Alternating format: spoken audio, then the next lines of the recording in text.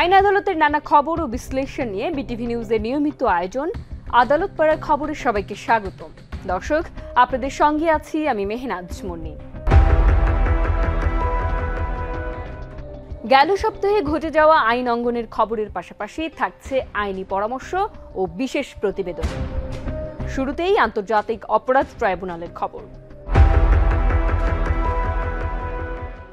ক্ষমতাচ্যুত প্রধানমন্ত্রী শেখ হাসিনা দেশ ছেড়ে পালিয়ে যাওয়ার আগ মুহূর্তেও সামরিক বাহিনীর শীর্ষ কর্মকর্তারা তাকে ক্ষমতা ছেড়ে দেওয়ার পরামর্শ দিলে এক পর্যায়ে শেখ হাসিনা রেগে গিয়ে বলেন, তাহলে তোমরা আমাকে গুলি করে মেরে ফেলো, গণভবনে কবর দিয়ে দাও। জুলাই গণ অভ্যুত্থানের সময় রাজধানীর চাংখারপুল এলাকায় সংঘটিত মানবতা বিরোধী অপরাধের ঘটনায় গেল রোববার আন্তর্জাতিক অপরাধ ট্রাইব্যুনালে আনুষ্ঠানিক অভিযোগ দাখিলের পর চিফ প্রসিকিউটর মোহাম্মদ তাজুল ইসলাম ট্রাইব্যুনালের শুনানিতে এসব ঘটনা পড়ে শোনান। জুলাই আগস্ট গণঅভ্যুত্থানে ৫ আগস্ট ছিল ছাত্র জনতার মার্চ ফর ঢাকা কর্মসূচি। ঢাকার বিভিন্ন প্রবেশ মুখের মতো রাজধানীর চানখারপুল মোড় দিয়ে ছাত্র জনতা যাতে নগরীর শাহবাগ এলাকায় প্রবেশ করতে না পারে তা ঠেকাতে চানখারপুল এলাকায় অবস্থান নেয় পুলিশ বাহিনীর সদস্যরা। ৫ আগস্ট দিনের সময় বাড়ার সঙ্গে সঙ্গে চানখারপুল এলাকায় বাড়তে থাকে মার্চ ফর ঢাকা কর্মসূচিতে অংশ নেওয়া ছাত্র জনতার সংখ্যাও। বেলা তখন ১২টা।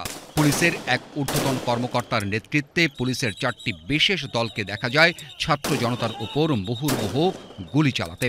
এ সকল পুলিশ সদস্যদের মধ্যে ছিল চাইনিজ রাইফেলধারী আরও কিছু পুলিশ সদস্য। মাত্র ১৫০ থেকে ২০০ গজ দূর থেকে এ সকল পুলিশ সদস্যদেরকে গুলি চালাতে দেখা যায় ছাত্র জনতার উপর। গুলিতে লুটিয়ে পড়া ছাত্র জনতাকে ধরাধরি করে নিয়ে যেতেও দেখা যায় কাউকে কাউকে। গুলিবিদ্ধ কাউকে নিয়ে যাওয়া হয় রিকশায় করেও। এ সময় পাশে ঢাকা মেডিকেল কলেজ হাসপাতালে বাড়তে থাকে লাশের সংখ্যা। ৫ আগস্ট এই চানখারপুলে পুলিশের গুলিতে শহীদ হন ১৬ বছর বয়সী কিশোর শাহরিয়ার খান আনাস সহ ৫ জন। জুলাই আগস্ট আন্দোলনে চানখারপুলে মোট শহীদ হন ৬ জন। এ সকল হত্যাকাণ্ডের ঘটনায় গত বছর ২রা অক্টোবর মানবতা বিরোধী অপরাধে আন্তর্জাতিক অপরাধ ট্রাইব্যুনালের প্রসিকিউশনে অভিযোগ দাখিল করা হয়। ট্রাইব্যুনালের তদন্ত সংস্থার ৬ মাস ১৩ দিনের তদন্ত শেষে গত ২০ এপ্রিল চূড়ান্ত তদন্ত প্রতিবেদন হাতে পায় আন্তর্জাতিক অপরাধ ট্রাইব্যুনালের প্রসিকিউশন। ২১ এপ্রিল ট্রাইব্যুনালে প্রতিবেদন জমা দেয় প্রসিকিউশন। এর প্রায় ১ মাস পর গত ২৫ মে প্রসিকিউশন আনুষ্ঠানিক অভিযোগ জমা দিলে তা আমলে নেন বিচারপতি মোহাম্মদ গোলাম মুর্তুজার নেতৃত্বাধীন ৩ সদস্যের ট্রাইব্যুনাল। ট্রাইব্যুনালের অপর ২ সদস্য হলেন বিচারপতি মোহাম্মদ শফিউল আলম মাহমুদ ও বিচারপতি মোহাম্মদ মহিতুল হক এনাম চৌধুরী। এই আনুষ্ঠানিক প্রতিবেদন জমা দেওয়ার মধ্য দিয়ে জুলাই আগস্ট হত্যার ঘটনায় প্রথম কোনো তদন্ত প্রতিবেদন দাখিল করল প্রসিকিউশন। এর মধ্য দিয়ে শুরু হল আন্তর্জাতিক অপরাধ ট্রাইব্যুনালের আনুষ্ঠানিক বিচার কাজ। দৃশ্যমান হতে শুরু করল জুলাই আগস্টে মানবতা বিরোধী অপরাধের বিচার কাজ। জুলাই বিপ্লবের পরবর্তী পুনর্গঠিত যে ট্রাইব্যুনাল, সেই ট্রাইব্যুনালে প্রথম জুলাই আগস্টে সংগঠিত মানবতা বিরোধী অপরাধের একটি মামলার আনুষ্ঠানিক বিচার প্রক্রিয়া শুরু হলো। আমরা সেই মামলায় ফর্মাল চার্জ অর্থাৎ আন্তর্জাতিক পরিমণ্ডলে যেটাকে ইন্ডাইটমেন্ট বলা হয় সেটা আমরা দাখিল করেছি। সেই দাখিল করার মাধ্যমে আদালত সেই ইন্ডাইটমেন্ট বা ফর্মাল চার্জের ভিত্তিতে আসামিদের বিরুদ্ধে অভিযোগ বিচারের জন্য আমলে গ্রহণ করেছেন। এই আমলে গ্রহণের মাধ্যমে একটা বিচার প্রক্রিয়ার আনুষ্ঠানিক যাত্রা শুরু হয়। সেটা আজকে বাংলাদেশে শুরু হয়ে গেল। চানখারপুল হত্যাকাণ্ডে খুব কাছ থেকে ছাত্র জনতার ওপর গুলি করা হয় চাইনিজ রাইফেল দিয়ে। যারা গুলি ছোড়েন তারা সকলেই পুলিশের সদস্য। চিফ প্রসিকিউটর জানান, এই হত্যাকাণ্ডের অপরাধে সাবেক ডিএমপি কমিশনার হাবিবুর রহমান সহ ৮ পুলিশ সদস্যের বিরুদ্ধে আন্তর্জাতিক অপরাধ ট্রাইব্যুনালে আনুষ্ঠানিক অভিযোগ দাখিল করেছে প্রসিকিউশন। তাদেরকে খুব কাছ থেকে চাইনিজ রাইফেলের গুলির মাধ্যমে পুলিশ হত্যা করেছে। যাদের বিরুদ্ধে বিচারের আনুষ্ঠানিক যাত্রা শুরু হয়েছে তারা হচ্ছেন ঢাকা মহানগরীর ডিএমপির যে সাবেক পুলিশ কমিশনার হাবিবুর রহমান সহ পুলিশের বিভিন্ন পর্যায়ের কর্মকর্তা ৮ জনের বিরুদ্ধে বিচার প্রক্রিয়া শুরু হয়েছে। কারণ হলো এই ঘটনার সাথে যারা যারা সম্পৃক্ত তাদেরকে আমরা এখানে আসামি করেছি। যে যারা সরাসরি চাইনিজ রাইফেল ব্যবহার করে মানুষকে হত্যা করেছে, ভিডিও ফুটেজে যাদেরকে আইডেন্টিফাই করা গেছে তাদেরকে আমরা বিচারের জন্য সোপর্দ করেছি। পাশাপাশি তাদের যারা সুপিরিয়র কমান্ডার ছিল, অর্থাৎ ঢাকা মহানগরীর পুলিশ কমিশনার হাবিবুর রহমান, সুদীপ কুমার এবং ইমরুল, এই সমস্ত যারা সরাসরি নির্দেশ দিয়ে মানুষকে হত্যা করেছিলেন, যারা উপস্থিত থেকে নির্দেশনা দিয়েছেন, যারা পাশে থেকে ফ্যাসিলিটেট করেছেন, এই সমস্ত লোকদেরকে আমরা বিচারের জন্য সোপর্দ করেছি। মিথ্যা মামলা দিয়ে বিএনপি চেয়ারপারসন খালেদা জিয়া ও দলটির ভারপ্রাপ্ত চেয়ারম্যান তারেক রহমানকে হয়রানির অভিযোগে দুদকের সাবেক 3 চেয়ারম্যান সহ 4 জনের বিরুদ্ধে করা মামলার তদন্ত করছে সিআইডি। এদিকে জ্যেষ্ঠ আইনজীবীরা বলছেন, দুদকের বিদ্যমান আইনেই অভিযোগ প্রমাণিত হলে শাস্তির বিধান আছে। মিথ্যা মামলা দিয়ে বিএনপি চেয়ারপারসন খালেদা জিয়া ও দলটির ভারপ্রাপ্ত চেয়ারম্যান তারেক রহমানকে হয়রানির অভিযোগে দুদকের সাবেক 3 চেয়ারম্যান সহ 4 জনের বিরুদ্ধে করা মামলা সিআইডিকে তদন্তের নির্দেশ দিয়েছেন আদালত। এক আবেদনের ওপর শুনানি নিয়ে 25শে মে রোববার ঢাকার অতিরিক্ত মুখ্য মহানগর হাকিম জিয়াদুর রহমান এ আদেশ দেন। আবেদনটি করেন মামলার বাদী হারুন আর রশিদ নামে এক ব্যক্তি। আসামিরা হলেন দুর্নীতি দমন কমিশন দুদকের সাবেক 3 চেয়ারম্যান হাসান মসুদ চৌধুরী, হাবিবুর রহমান ও আবুল হাসান মঞ্জুর এবং সংস্থাটির সাবেক সচিব মোখলেস উর রহমান। মামলার অভিযোগে বলা হয়, খালেদা জিয়াকে হয়রানি করতে রাজনৈতিক উদ্দেশ্য প্রণোদিতভাবে মিথ্যা মামলা দায়ের করেন তৎকালীন দুদক কর্মকর্তারা। বিশেষজ্ঞরা বলছেন, ফ্যাসিস্ট শেখ হাসিনার 16 বছরের শাসন আমলে দুর্নীতি দমন কমিশন অনেক বড় বড় দুর্নীতিবাজের পরিবর্তে চুনোপুটি নিয়ে ব্যস্ত থেকেছে। বিরোধী দলের রাজনীতিবিদদের পেছনে সক্রিয় থাকলেও ক্ষমতাসীনদের বেলায় নীরব ছিল দুদক, যা কমিশনের ভূমিকাকে প্রশ্নবিদ্ধ করেছে। এর দায় তখনকার কমিশনকেই নিতে হবে। গত 2009 সাল থেকে গত 16 বছরের কর্মকাণ্ড যদি আপনি দেখেন দুর্নীতি দমন কমিশনের, যে তাদের চোখের সামনে যারা বড় বড় দুর্নীতিবাজ তাদেরকে দুদক কিন্তু দেখছেন, বরঞ্চ একেবারে ছোট দুর্নীতিবাজ তাদেরকে নিয়ে আমরা দুর্নীতি দমন কমিশনকে অনেক বেশি ব্যস্ত হতে দেখেছি। কিংবা এই দুর্নীতি দমন কমিশনকে আমরা দেখেছি বিরোধী দলের রাজনীতিবিদদের পিছনে যতটা ছুটতে আমরা দেখেছি, ক্ষমতাসীন দলের দুর্নীতিবাজদের পিছনে তাদেরকে একেবারেই আমরা কোনো কাজ করতে আমরা দেখিনি। তো ফলে এই দুর্নীতি দমন কমিশন গত 16 বছরে কিন্তু অনেকভাবে তারা প্রশ্নবিদ্ধ হয়েছে। আমি মনে করি যে দুর্নীতি দমন কমিশনকে তাদেরকেও একটি জবাবদিহিতার আওতায় আনতে হবে। দুর্নীতি দমন কমিশন আইন 2004-এর 28-এর খতে সেখানে একটা প্রভিশন কিন্তু আছে এইভাবে যে দুর্নীতি দমন কমিশন যদি কারো বিরুদ্ধে কোনো মিথ্যা অভিযোগ আনেন, যদি এটা প্রমাণ হওয়া সাপেক্ষে ওই সংশ্লিষ্ট মিথ্যা তথ্য প্রদানকারীর বিরুদ্ধে কিন্তু ব্যবস্থা নেওয়া যায়। কিন্তু অনেক সময় তো ধরেন দুর্নীতি দমন কমিশন নিজেও সমটো মামলা করে, সেটাও কিন্তু ওই 28-এর কতেই আওতায় আসা উচিত। এখন দুর্নীতি দমন কমিশন যদি দেখা যায় কাউকে রাজনৈতিক হয়রানি করার জন্য মামলা করেন, মিথ্যা মামলা করেন, তাহলে তো 28-এর পথে সেই দুর্নীতি দমন কমিশনের যে সংশ্লিষ্ট কর্মকর্তা তাদেরকে আইনের আওতায় আনা উচিত। এবং পাশাপাশি আমি মনে করি যে 28-এর কথাকে আরেকটু সংশোধন করে দুর্নীতি দমন কমিশনকে এর মধ্যে আরও একটু তাদেরকে জবাবদিহিতার জায়গায় আনা উচিত, যে অন্তত পক্ষে যে তারা স্বাধীনভাবে কাজ করলেও অন্তত আইনের কাছে বা আদালতের কাছে যেন তাদেরকে জবাবদিহিতার জায়গা থাকে। ব্যারিস্টার ফখরুল ইসলাম বলছেন, গত 1.5 দশকে মিলিয়ন বিলিয়ন ডলার পাচার বিষয়ে দুদক যেমন নীরব ছিল, তেমনি সাবেক মন্ত্রী সৈয়দ আবুল হোসেনকে সততার সার্টিফিকেটও দিয়েছে।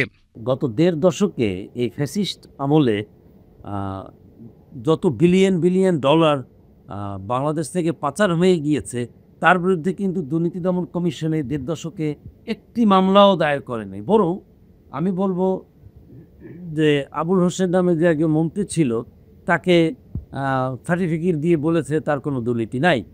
এরকমের যদি আমরা হয়তো জানি না, খুঁজে দেখা যাবে যে ফ্যাসিস্টের অনেক দোষকদেরই এরকমভাবে সার্টিফিকেট দিয়ে বলা হয়েছে তারা দুর্নীতির সঙ্গে সম্পৃক্ত ছিলেন না। তো তাহলে দুর্নীতি দমন কমিশন যেসব মামলা করেছে, যেমন ম্যাডাম খালেদা জিয়ার বিরুদ্ধে মামলা চলেছে, তারেক রহমান সাহেবের বিরুদ্ধে যে মানি লন্ডারিং মামলা চলেছে, সেই মামলাগুলো একেবারে সহজভাবেই বলতে হবে যে উদ্দেশ্য প্রণোদিত এবং বিরোধী দলকে নিষ্পেষণের একটা হাতিয়ার হিসেবে ব্যবহার করেছে। এখন কোশ্চেন থেকে যেতে পারে যে তাহলে এই মামলাগুলো এখন যেহেতু প্রমাণিত হচ্ছে যে এই মামলাগুলো সঠিকভাবেই মামলা দায়ের করা হয় নাই, অনুসন্ধান করা হয় নাই এবং বিচারও করা হয় নাই, এবং তাহলে অনুসন্ধান বিচার কার্যে যারা নিয়োজিত ছিল তাদের ব্যাপারে কি পদক্ষেপ নেওয়া উচিত? কারণ অ্যাপিল ডিভিশনের আর হাইকোর্ট এবং অ্যাপিল ডিভিশনের অবজারভেশনেও কিন্তু সেরকমের তথ্য উঠে এসেছে যে এই মামলাগুলো আসলে সঠিকভাবে দায়ের করা হয় নাই। তো এর একটা প্রতিফলন সব জায়গায় থাকা উচিত এই মর্মে যে যাতে মিথ্যে মামলা দায়ের, তদন্ত এবং বিচারের ক্ষেত্রে যারা সংশ্লিষ্ট ছিলেন তাদেরকেও কোনোভাবে বিচারের আওতায় আনা উচিত কি উচিত না, এই সরকারের সেটা একটু ভেবে দেখো।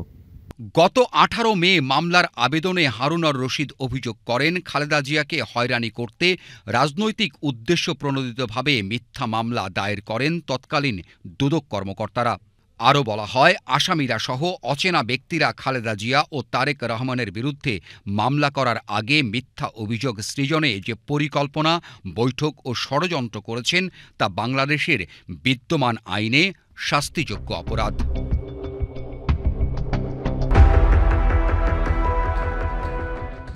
দর্শক, এবারে এ সপ্তাহের চাঞ্চল্যকর মামলা। এ যেন মৃত্যুর দুয়ার থেকে ফিরে আসা। বলছে মানবতা বিরোধী অপরাধের মামলায় মৃত্যুদণ্ড থেকে খালাস পাওয়া জামায়াতে ইসলামীর নেতা এটিএম আজহারুল ইসলামের কথা। 5 আগস্ট সকালেও তিনি ভাবতে পারেননি ছাত্র জনতা কি এক নতুন দিন উপহার দিচ্ছেন তাকে। তাই তো বুধবার সকালে বাংলাদেশ মেডিকেল বিশ্ববিদ্যালয় থেকে মুক্তি পেয়ে ভুল করলেন না জুলাই যোদ্ধাদের প্রতি কৃতজ্ঞতা জানাতে।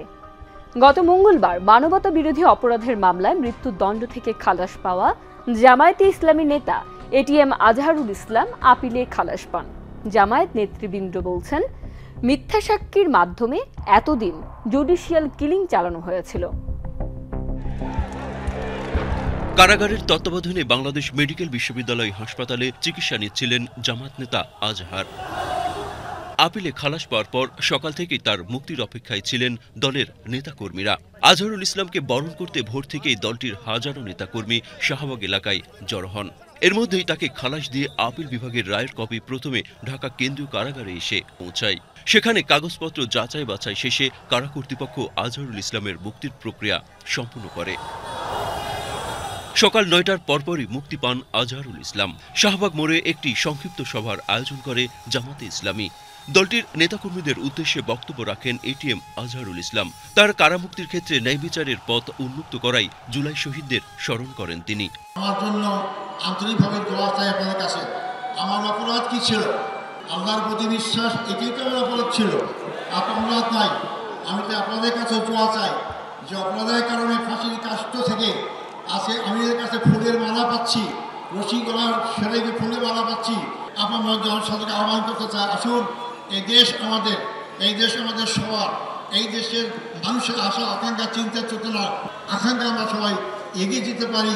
আল্লাহ অবশ্যই আমাদের সাথে থাকবেন ইনশাআল্লাহ। এই সময় বক্তব্য রাখেন জামায়াতের আমির ডাক্তার শফিকুর রহমান। যার উপর মৃত্যুদণ্ড দিয়ে যার উপর জুলুম করা হয়েছে, সেই আল্লাহ তাকে বাঁচিয়ে রেখেছেন, সেই মহান রব তাকে আমাদের বুকে ফিরিয়ে দিয়েছেন। আলহামদুলিল্লাহ রাব্বিল আলামিন। ফ্যাসিবাদ বিরোধী আন্দোলনে এদেশের 18 কোটি মুসলিম মানুষের সম্মিলিত চেষ্টায় সরকারের পতন হয়েছে। আমরা এক থাকবো, জাতির প্রয়োজনে এক পথে হাঁটবো এবং জাতির প্রয়োজনে সমস্ত ষড়যন্ত্র মোকাবেলা করে সামনে ইনশাআল্লাহ এগিয়ে যাব। এই সময় নায়েবে আমির ডাক্তার সৈয়দ আব্দুল্লাহ মোহাম্মদ তাহের সহ দলটির অন্যান্য নেতৃবৃন্দ উপস্থিত ছিলেন।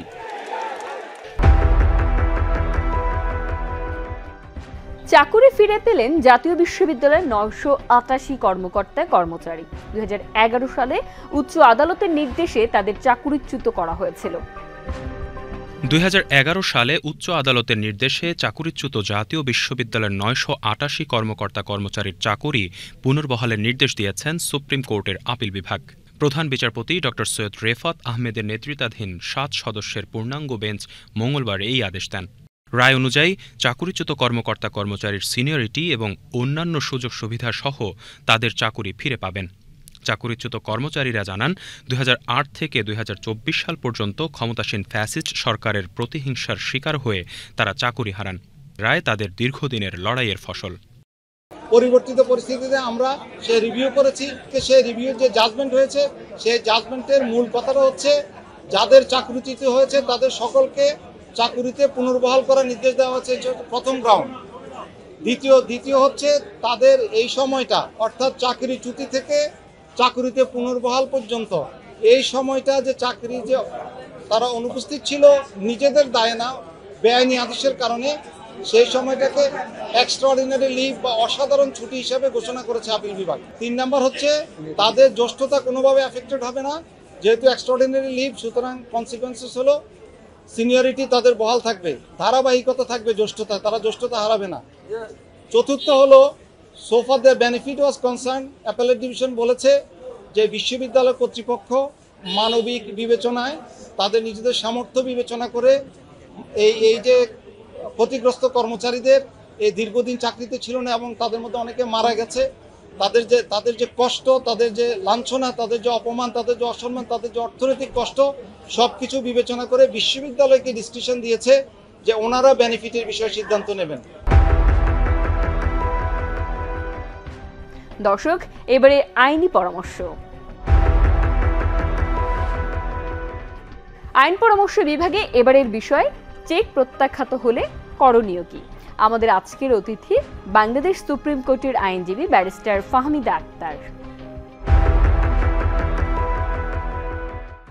নেগোশিয়েবল ইনস্ট্রুমেন্টস অ্যাক্ট 1881 বাংলায় হস্তান্তরযোগ্য দলিল আইন 1881 অত্যন্ত বড় এবং জটিল একটি আইন, কিন্তু আমরা প্রায়শই এই আইনটির কথা শুনে থাকি যেহেতু চেক ডিসঅনারের মামলা এই আইনের অধীনেই করা হয় 138 ধারা অনুযায়ী। 138 ধারার বিধান অনুযায়ী যখন কোনো চেক ডিসঅনার করা হয় কোনো ব্যাংক থেকে, সেই চেক ডিসঅনারের তারিখ হতে পরবর্তী 30 দিনের মধ্যে চেক দাতাকে চেক ডিসঅনারের বিষয়ে অবগত করে এবং চেকে উল্লিখিত টাকা দাবি করে একটি লিগ্যাল নোটিশ পাঠাতে হয়। চেক দাতা যে তারিখে লিগ্যাল নোটিশটি পায় সেই তারিখ হতে পরবর্তী 30 দিনের মধ্যে চেক দাতা যদি লিগ্যাল নোটিশে উল্লেখিত টাকার পরিমাণ পরিশোধ করতে ব্যর্থ হয়, সেক্ষেত্রে উক্ত 30 দিন পরে পরবর্তী 30 দিনের মধ্যে যে কোনো এখতিয়ারাধীন ম্যাজিস্ট্রেট কোর্টে মামলা ধরতে পারে। মামলা দায়ের হলেই বিচারিক প্রক্রিয়া শুরু হয়ে গেল। আসামি মামলায় হাজির হওয়ার পর মামলাটি বিচারিক আদালতে বদলি হয়ে যাবে বিচারের জন্য। সেখানে চার্জ গঠন, সাক্ষীর জবানবন্দি গ্রহণ, জেরা, যুক্তিতর্ক এবং রায়ের মাধ্যমে বিচারিক প্রক্রিয়া সম্পন্ন হবে। কিন্তু এখানে লক্ষণীয় বিষয় হচ্ছে যে চেক আমাদের দৈনন্দিন জীবনে এত ব্যবহৃত হওয়ার পরেও চেক সংরক্ষণ, চেক ব্যবহার, চেক প্রদানের বিষয়ে কিছু নিয়মাবলী আছে যেগুলো আমাদের সঠিকভাবে জানা নেই, এবং সেগুলো না জানার কারণে অনেক ক্ষেত্রে শোনা যায় যে চেক চুরি হয়ে গিয়েছে, চেক হারিয়ে গিয়েছে, চেক ড্রয়ার থেকে নিয়ে গিয়েছে এবং মিথ্যা মামলা করা হয়েছে, এরকম নানা বিষয়গুলো শোনা যায়। আমাদের সকলকে অনুরোধ করব যে প্রত্যেকটি চেক বইয়ের কাভার পেজের ঠিক নিচেই কিছু নিয়মাবলী লেখা আছে, উল্লিখিত আছে, নির্দিষ্ট কিছু নিয়মাবলী উল্লিখিত আছে। এই নিয়মাবলীগুলো আপনারা দয়া করে পড়বেন এবং মেনে চলবেন। রাজধানীর হাতিরঝিল থানার অস্ত্র আইনের মামলায় শীর্ষ সন্ত্রাসী সুব্রত বাইন সহ 4 জনকে রিমান্ডে পাঠিয়েছেন আদালত। বুধবার ঢাকার অতিরিক্ত chief metropolitan magistrate Zakir Hossain এই রিমান্ড আদেশ দেন। দুদকের আবেদনের প্রেক্ষিতে মেঘনা গ্রুপের চেয়ারম্যান মোস্তফা কামালের দেশ ত্যাগে নিষেধাজ্ঞার আদেশ দিয়েছেন আদালত। দর্শক, এমন আরও কিছু সংবাদ নিয়ে এবারের আয়োজন। সংক্ষেপে সারা দেশের আদালত পাড়ার আরও কিছু খবর। দুর্নীতির মামলায় বিএনপির ভারপ্রাপ্ত চেয়ারম্যান তারেক রহমান ও তার স্ত্রী ডাক্তার জুবাইদা রহমানকে খালাস দিয়েছেন হাইকোর্ট। বুধবার বিচারপতি মোহাম্মদ খসরুজ্জামানের একক হাইকোর্ট বেঞ্চ এই রায় ঘোষণা করেন। এর মধ্য দিয়ে সব মামলায় দণ্ড ও সাজামুক্ত হলেন তারেক রহমান। 26 মে সোমবার শুনানি শেষে আপিলের রায় দিতে 28 মে দিন ধার্য করেছিলেন উচ্চ আদালত। আদালতে দুর্নীতি দমন কমিশনের পক্ষে ছিলেন আইনজীবী আসিফ হাসান। এর আগে গত 14 মে ডাক্তার জুবাইদা রহমানের 3 বছরের কারাদণ্ডের রায়ের বিরুদ্ধে দায়ের করা আপিল শুনানির জন্য গ্রহণ করেছিলেন হাইকোর্ট। একই সঙ্গে জরিমানা স্থগিত করে ওই দিন আপিল নিষ্পত্তি না হওয়া পর্যন্ত তাকে জামিন দেয়া হয়। সম্পদের তথ্য গোপন ও জ্ঞাত আয় বহির্ভূত সম্পদ অর্জনের অভিযোগে 2007 সালের 26 সেপ্টেম্বর তারেক রহমান, জুবাইদা রহমান ও তার মা সৈয়দা ইকবাল মান্দ বানুর বিরুদ্ধে রাজধানীর কাফরুল থানায় মামলা করে দুদক। এই মামলার বিচার শেষে 2023 সালের 2 আগস্ট জ্ঞাত আয় বহির্ভূত সম্পদ অর্জনের অভিযোগে তারেক রহমানকে 2 ধারায় মোট 9 বছর এবং তার স্ত্রী ডাক্তার জুবাইদা রহমানকে 3 বছরের কারাদণ্ড দেন ঢাকা মহানগর জ্যেষ্ঠ বিশেষ জজ আদালতের তৎকালীন বিচারক মোহাম্মদ আসাদুজ্জামান।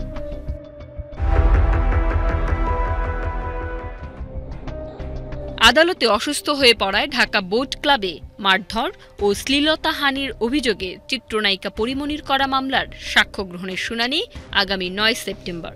গেল সোমবার ঢাকার নারী ও শিশু নির্যাতন দমন ট্রাইব্যুনাল 9 এই দিন ঠিক করেন। সোমবার পরিমণিকে জেরা করার দিন ঠিক ছিল।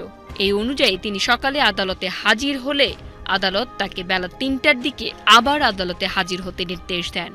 কিন্তু পরিমণি বেলা 3টার দিকে আদালতে হাজির হয়ে অসুস্থ হয়ে পড়ায় তার পক্ষ থেকে আদালতের কাছে সময় চেয়ে আবেদন করলে আদালত 9 সেপ্টেম্বর মামলার পরবর্তী শুনানির দিন ঠিক করেছেন।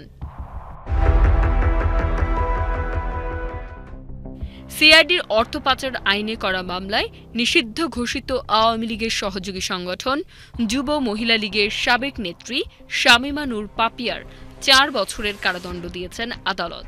25 মে রোববার দুপুরে ঢাকার বিশেষ জজ আদালত 8-এর বিচারক মঞ্জুরুল হোসেনের আদালত এই রায় ঘোষণা করেন। পাশাপাশি তাকে 5 লাখ টাকা জরিমানা অনাদায়ে আরও 3 মাস সাজা দিয়েছেন বিচারক। তবে এই দিন পাপিয়া আদালতে উপস্থিত না হওয়ায় তার বিরুদ্ধে কারাদণ্ড সহ গ্রেপ্তারি পরোয়ানা জারি করেন আদালত।